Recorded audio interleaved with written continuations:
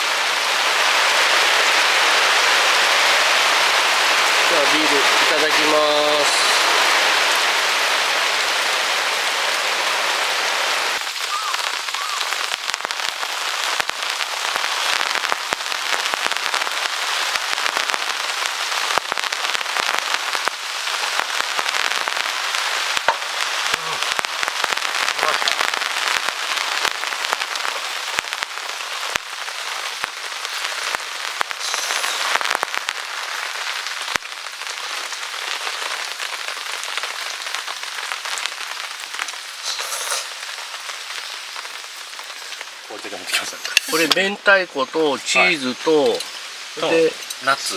ナッツでこれチーズチーズ2種類3種類あるんですよ。ん3種類ぐらいある。3種類のチーズ、はいなんか美味しそうね。忘れましたけど。カマンベールとクリームとプレーン。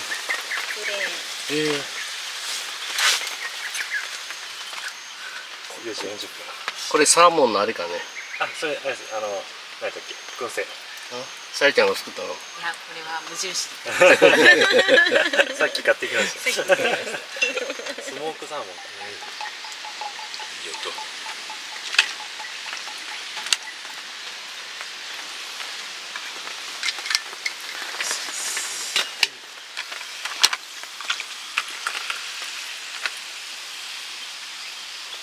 今日砂糖入りじゃないんで、美味しいヒよ。ロさん家で一回美味しいの。あれマジでもうちょっとショックなんですよ。素晴らしいです。氷もバンバン使ってください。じゃあ皆さん今日はお疲れさんでした。サバイバルキャンプはいありがとうございます。サバイバルキャンプ。不思議のキャンプです。ありがとうございます。はい。お疲れさん、乾杯いただきます。完全に予想外れましたもんね。梅雨終わったあたりではうまいねこれ。いやうまいですね。やっぱマスターですね。ナッツの燻製初めてやね。そうですね。ナッツ、食べやすいですね。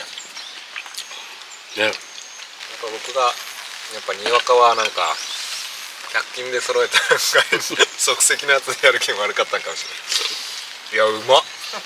でもあれも100均やんね。でもいやなんかメスティンですか。500円か。